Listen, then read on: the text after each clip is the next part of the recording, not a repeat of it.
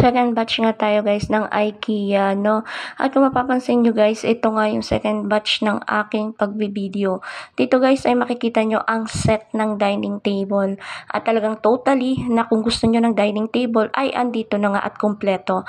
At sila naman din ay nagdi-deliver. Hindi ko lang alam kung all over the Philippines. Pero siguro mas easy kung dito mismo malapit at NCR or any NCR provinces. So guys, dito walang magiging problema, no? Kung gusto mo ng carpet nila, isang set, ipapadala nila yan sa pamamahay mo. Pati ang mga maliliit na kailangan nyo sa table, may presyo na din at hindi kailangan magtanong.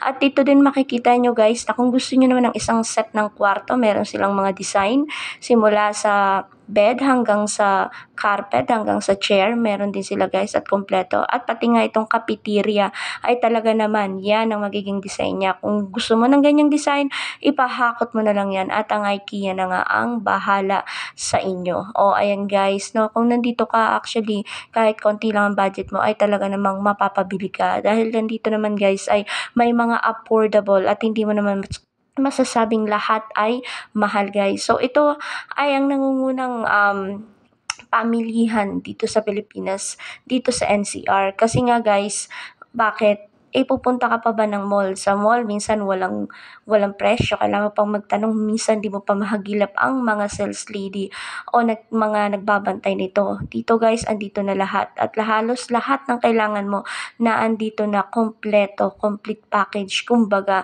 At talaga namang mag-i-enjoy ka pa. Dahil sa laki nito guys, kahit na 2 araw, 3 araw, 4 na araw ka pang bumalik, kung gusto mo talaga siyang suyurin o isa-isahin. O, diba? Ang ganda guys. This is my second part at IKEA. Shoutout tayo kay Miss Janine US Vlog, no? Ang creator ng YTA, kay Mrs. Momshi na napakabait, at kay Liza Cup Vlogs, nakasari, at kay Ashi Yuki Vlogs na napakaganda rin, at si Nichelle Mix Vlog na rakitera, at syempre nandiyan si Tenderang Tahimik na isang kasari, si Kabiyahero Vlog, thank you so much ka YTA, at si Teen Store Vlog na isang YTA at kasari, at si Mises Channel na business woman, at si Santiago D na isang OFW, at si Tribe Vlog Unlimited from India, at si Roel Rosal Vlog na aming kasangga, at si Lean Mix Vlog na isa rin ka YTA, at si Tons Baay Vlog, salamat bro sa pagdaan, at si Mimi Miao na aking kasesta. Thank you so much everyone for watching